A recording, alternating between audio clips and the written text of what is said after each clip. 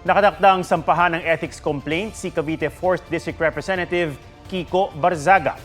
Bunsod daw ito ng maling asal nito ng bagong kongresista.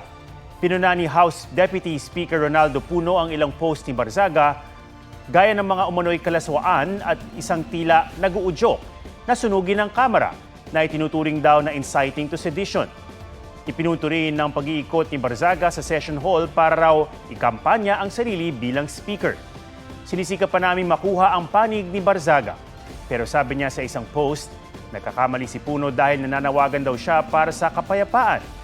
Si Puno raw ay detached o manhid sa mga ordinaryong tao, kaya walang alam sa pakikibaka ng mga api para sa hustisya. Nag-post din siya ng pagkanta at pagbatikos sa Kamara.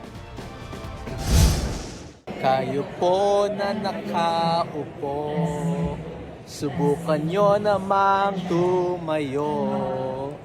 At baka mamyaw meow meow, meow meow meow meow meow meow. Magbabago na ang House of Representatives.